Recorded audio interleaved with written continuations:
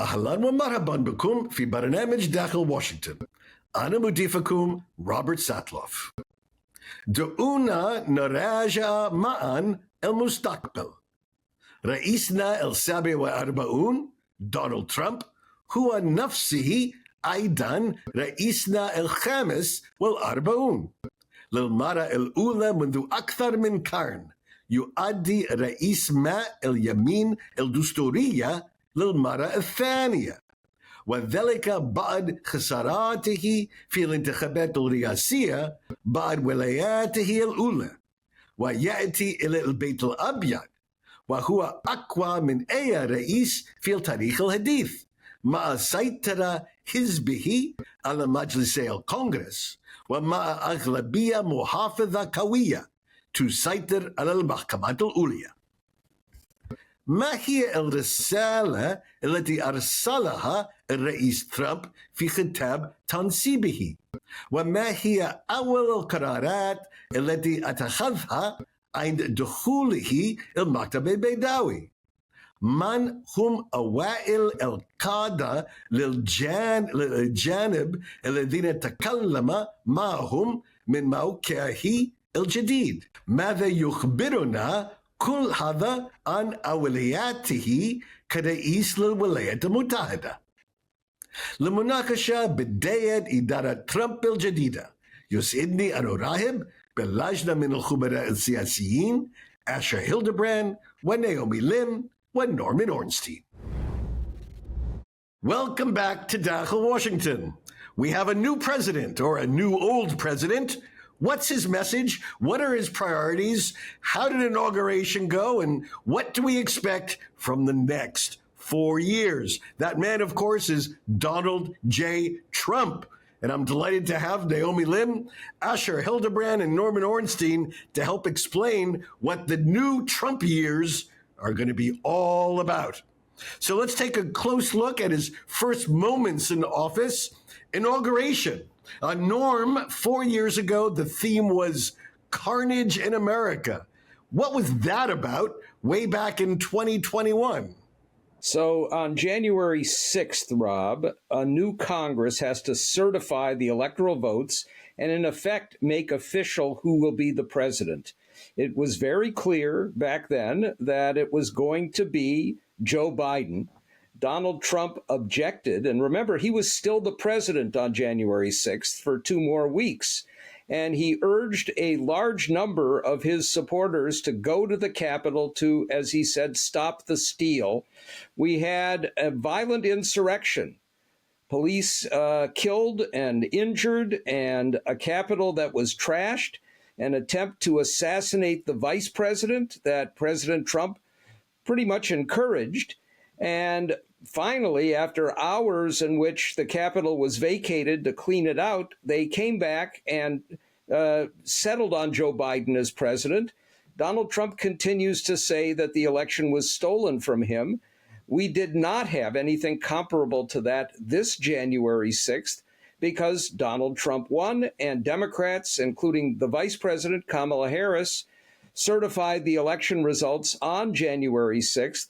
And he went to his inaugural without any controversy over the outcome of the election. The controversies are what we'll talk about now. All right. So, Naomi, 8 years ago, when Donald Trump gave his inaugural address, his first inaugural address, the theme was about carnage in America. Terrible things are happening coast to coast, and I am going to save America from this horrible fate. How did that go over? What was the legacy of that original inaugural address? You're exactly right, Rob. That sort of very graphic rhetoric that we saw during the first inaugural address of American carnage, I think, was supposed to depict this, factories in the industrial Midwest that have closed down because obviously Trump's first campaign was a lot about trade and a lot about addressing those economic issues. I think what was really interesting back then was that he would sort of be, I'm alone can fix that. And I think what we're seeing now with this new administration is that instead of being an I, although Trump is a very dominant personality, White House Chief of Staff Susie Wiles is very much about the team. So I think they're trying to sort of be more organized, and I think that's what we'll see moving forward. I think this idea of American carnage it worked back then because Trump's sort of politics has always been about grievance, and we'll see that I think continue. But I think as to try something new, they're sort of milking more of a unity, particularly we saw with the speakership fight, although it actually didn't even turn out to be a fight. The Republicans came together eventually behind House Speaker Mike Johnson. So I think we're going to see, they at least hope that we'll see a lot more unity going forward. So, Asha, do you expect a similar, oh my gosh, the sky is falling, the country is collapsing type of basis to the opening days of the Trump administration, or a different approach the second time around? Well, I think there are two big differences, Rob. The first is that in 2017, while Trump in his inaugural address and during his campaign had said a lot of things, made a lot of promises, announced to the country and the world who he was, there was a lot of question about whether he really meant it. Is he truly going to do these things? Is he truly as extreme on an issue like immigration, or does he really have these attitudes? Well, now we all know who Trump is today, right? There's very little question about who he is. We've had the experience of 4 years of him serving as president and another 4 years starting with January 6th of him serving as a challenger to the presidency and of the leader of the Republican Party today. The second big difference is that the people around him, as Naomi said, are generally speaking far more competent than they were 8 years ago. These are not C-listers and hangers-on who kind of came in on his coattails for the most part. Now, there are some important differences among them, differences on policy, differences on personality, questions about, what kind of influence will Elon Musk wield versus J.D. Vance versus his other advisors, right? And that kind of infighting could be a sort of recurring theme for the administration. But in terms of both who Trump is and the general capacity of his appointees to execute his agenda, I think it's a much different situation than it was 8 years ago. And I think the question becomes, will the institutional and constitutional constraints we have hold up this time? Interesting. Norm, does MAGA, does Make America Great Again, mean something different in 2025 than it did in 2017? Yes, it does, Rob. And here I may disagree slightly with Asher. The people who Trump is bringing into his cabinet and in many instances into his White House are not chosen because they are competent or knowledgeable about the jobs that they are going to hold. They are chosen because they are loyal to him. Actually, a lot of the people he had in his first term were very competent in their jobs, but when they disagreed with him, he didn't like it. When they put constraints on him, he didn't like it. So now he's bringing in people who he believes will blow up government and will carry out his agenda without saying, no, that's not legal, no, that's not unconstitutional. And to some degree, one big difference is the Supreme Court has now given a decision that a president is immune from any prosecution for any official act or anything that is close to an official act. And let's remember one other thing, Rob, which is that before his inaugural, Trump held a rally in Mar-a-Lago where he celebrated the violent insurrectionists from January 6th, 4 years ago, as heroes and pledged to pardon many of them, including those who were particularly violent, some of whom were sentenced to more than 20 years in jail. So we've got a different administration, and it's going to be very interesting in particular to see how the Republican Senate is going to deal with some of these nominees widely considered by many as not fit for their jobs. And that includes Kash Patel, nominated to be the head of the FBI, who had said many times that it was the FBI that instigated the riot 4 years ago at the Capitol. It includes Pete Hegseth, who is basically somebody who has a very bad background in terms of dealing with women, but also extreme and has not served in any executive position to take over the Pentagon. It includes Robert F. Kennedy Jr., who is an anti-vaxxer conspiracy theorist to take over the Department of Health and Human Services. Will these people be confirmed? So it's going to be a complicated several months ahead. All right, so we can hear that, Naomi, that Norm is a really big fan of Donald Trump's major appointments. When you go through the list of his most controversial appointments, which of those do you think might not make Senate confirmation? Well, we're hearing reports that at least the new Senate Majority Leader, John Thune, is confident that they can get Pete Hegseth through. So that is something that I think Trump will be happy about, because they really sort of doubled down on his selection, particularly after the former nominee for the Attorney General position, Matt Gaetz, was forced to step down over allegations of sexual misconduct and drug use and things like that. I think people that I'm watching for is sort of, to Norm's point, is RFK Jr. I think that not only does he have a questionable record in terms of vaccines, particularly like the polio vaccine, which someone like former Senate Majority Leader and Minority Leader Mitch McConnell is a very vocal advocate for. He also has had issues in terms of his abortion position. He is pro-abortion, which is something that a lot of conservative Republicans would not be appreciative of. And then in addition to Kash Patel, the other person that we're sort of seeing grumblings around in that national security, Homeland Security space is Tulsi Gabbard, the former Hawaiian congressman, formerly a Democrat, then an independent, and now a Republican, who has been put up for the position of Director of National Intelligence. The reason why she is a little bit problematic is, again, and maybe this is where the divisions between the MAGA world as well as sort of more conservative Republicans come to the fore, because critics of her sort of say that she speaks and parrots Russian talking points, and met with the former president of Syria, Bashar Assad. And so I think those are the people that we are particularly watching to see whether they can get the votes across the line. But I think because we've seen sort of the controversies with Matt Gaetz and this idea of how Republicans are going to come together in the Senate, whether they sort of have to pick their battles about which nominees they really oppose and which they support.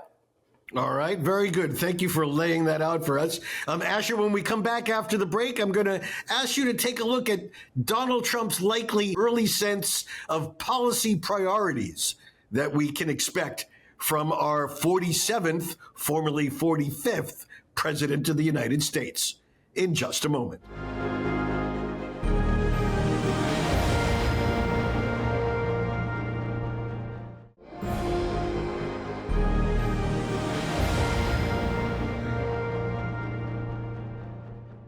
My guests today include Asher Hildebrand. Asher is an associate professor of the practice at Duke University in Durham, North Carolina. Prior to becoming a scholar, Asher worked in national and state politics in both Washington, D.C. and North Carolina. Also joining us is Naomi Lim. Naomi is White House reporter at the Washington Examiner. She previously reported on crime and politics for News Corp in her native Australia. And joining us today, I'm proud to have Norman Ornstein. Norm is Emeritus Scholar at the American Enterprise Institute and one of America's wisest experts on politics, Congress, and the presidency. So, Asher, when you think about the first hours of Donald Trump in the White House, he's made lots of promises during the campaign. How should viewers across the Middle East look at those early hours and draw conclusions about the president's policy priorities? Well, as we were discussing earlier, this time President-elect Trump has told us exactly who he intends to be, even going so far as to say he would be a dictator only for day one. And I think when he says things like that, we should believe him, or at least believe that he'll try his hardest to achieve that. There's a lot he can do through executive order. But I think Norm is exactly right that the razor-thin margins in the House of Representatives, as well as, at least for now, the Senate majority's intent to maintain the filibuster, means that anything that's going to require congressional approval and support is going to bog down pretty quickly. And that includes some of the more sweeping actions he might want to take on immigration or on climate policy, unwinding some of Biden's accomplishments. I think the one thing that you're likely to see from Congress is reauthorization of Trump's tax cuts, which they can do through the reconciliation process that requires only a simple majority. But there's a lot of reason to be skeptical of some of the broader ambitions of the president, at least the ones that require Congress. On top of that, we might see things blow up overseas, and that could also threaten the agenda. All right. Norm, we've heard Trump on immigration reform, border security, suggest that the early moves to implement the president's policies will focus on deportations of criminals and others who are clearly violating their presence here, and which one can assume there's a pretty broad support for somehow removing from our country. Do you expect that to proceed relatively smoothly in the early stages, or do you expect this to be a highly controversial early move by the president? I think it'll be controversial, Rob, but more likely than not, the first few months, we're going to see people who have been in jail or who have been detained otherwise who will be deported. One of the real interesting questions here is which countries will allow these deportees back in, and whether they're going to be able to find places to send them. But when we move beyond that, and we know that we have two people in the White House, Tom Homan, who had been in charge of the family separation policy back in the first Trump term, and Stephen Miller, his very close advisor, a deputy chief of staff who has been in favor of widespread deportation of millions of people who are here who are undocumented, and many who have temporary visas to work here. That will play out over a longer period of time. We know that Donald Trump not only wants that, he has talked about having massive tariffs, including, he mused during the campaign, replacing the income tax with tariffs. If we see a widespread trade war emerge early on, we may find that the economic utopia that Trump has promised will turn out in a very different way. And then it becomes a question of what he can do by executive action, or whether Congress will try to intervene to stop this from moving beyond the kinds of tariffs that were implemented in Trump's first term, many of which were actually continued by Joe Biden. Interesting. Naomi, will there be certain aspects of the Biden legacy that we should expect Donald Trump to try to unravel or roll back? I think just to add an area or a topic that we haven't spoken about is this idea of sort of diversity, equity, and inclusion. A lot of those things were, part of Biden's sort of one of his 4 crises that he came in when he came into office. Other things that I think that will be kept in place will be sort of these tariffs while they figure out what to do. The other thing that I'm watching is this idea of energy, sort of the drill baby drill mantra, as well as regulations. And so I think that will be, as much as they can sort of roll that back, whether it be through electric vehicle mandates, emission standards, things like that. I think we'll see a total dismantling of the Biden administration's, at least his climate and environmental policies. So it's interesting you mentioned electric vehicle mandates, because I wanted to ask you, I'll turn to Asher, about the person closest to Donald Trump. I mean, Jill Biden, one can say, was the closest person to Joe Biden. I'm not sure whether we can make that same marital connection with Donald Trump. Perhaps it's Elon Musk. Now, you referred to electric vehicles. Elon Musk must be a huge advocate of electric vehicles. How does this complication play out in the Trump administration when the world's richest man, an advocate of electric vehicles, is the closest person to somebody trying to roll back government support for electric vehicles? Asher? Well, the first thing I'd say is that insofar as there is a marriage now between Trump and Musk, I expect it will end the way that Trump's previous marriages ended eventually, because while Musk is physically close to him, and while Trump seems to have earnestly sought his advice on a number of issues, of course, welcomed his the hundreds of millions of dollars that Musk spent on his campaign. You can already see tensions boiling beneath the surface and in some cases spilling over within the administration. Musk has come out in support of, for example, repealing the tax credit for electric vehicles, even though Tesla benefits from that credit. So there are some issues where you might see some give and take. But I think if you look at immigration and H-1B visas especially, if you look at the broader array of support for clean vehicle manufacturing that the Biden administration enacted, even if you look at Social Security and Medicare, which Musk wants to cut, but most ascendant MAGA leaders like J.D. Vance have no interest in cutting, right? They don't care that much about entitlement reform, right? You see a number of issues where Musk and Trump are potentially at odds. And I think over time, that's going to be one of the main sources of drama and chaos within this administration. I just want to add, Elon Musk is not simply an advocate of electric vehicles. He's an advocate of Tesla electric vehicles. And many of the changes that Trump wants to bring in would damage the competitors to Tesla more than they would Tesla. That includes a quite remarkable array of inexpensive EVs that could come in from China, but it also includes the domestic competition. So on that score, Musk will probably channel this in a way that will benefit him vis-a-vis others. But I would add just one thing to what Asher said. He's absolutely right. Elon Musk sees himself as the alpha male. Donald Trump does not want any alpha males around him. Naomi talked about the team before. But he's also the richest man in the history of the world with control over a massive amount of communications. And if Trump tries to divorce him the way he had divorced his previous wives, they will have something to say about it, Musk and his allies, that could make Trump's life a little more difficult. So he may be shackled to Musk more than he would like. All right. So we only have a minute or two left. Look, every administration faces crises.